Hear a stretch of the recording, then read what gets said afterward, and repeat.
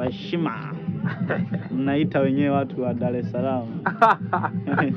Bwana, leo niko na Remi wa Mama Chanja. Remi, inakuaje? Shwari.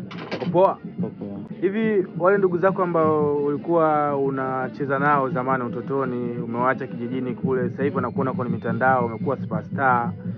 Vipi? Wanakuambia nini? Superstar gani? Niko vile vile jamani.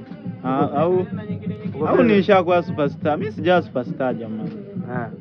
Labda, lakini mimi sitegemee, labda ipo siku nitakuja niwe superstar jamani. Simu zao unapokea lakini? Sasa mimi nisipokee simu kwani mimi nani? Na nini mpaka nisipokee simu nyumbani? Napokea vizuri, tunaongea, napiga stories zetu kama kawaida. Unyama. Sasa mimi nina kipi mpaka na nini? Yaani kumebadilika nini jamani? Nachanganya kwanza. Wanakuchosha? Nichosho nje. Hawanichoshi, sasa ndugu zangu tena wanichoshe jamani. Hawanichoshi wala hawani nini. Ukipewa nafasi ya kumshukuru Mama Chanja, utamshukuru kwa namna gani? Mungu Baba, asante kwa hicho nisaidia.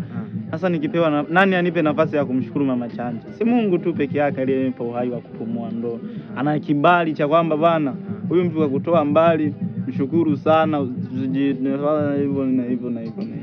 Nani anipe kibali cha kumshukuru? Wakati mimi mwenyewe nikaamua na kushukuru.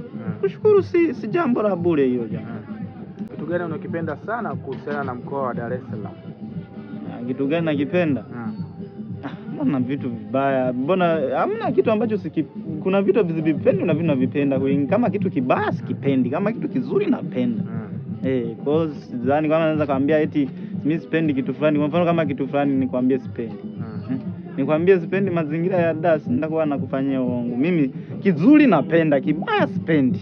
Imeisha hiyo. Unyama kama wote. Kama kitu ni kibaya mimi sina shida nacho. Kama kitu ni kizuri kinanifaa naishi nacho.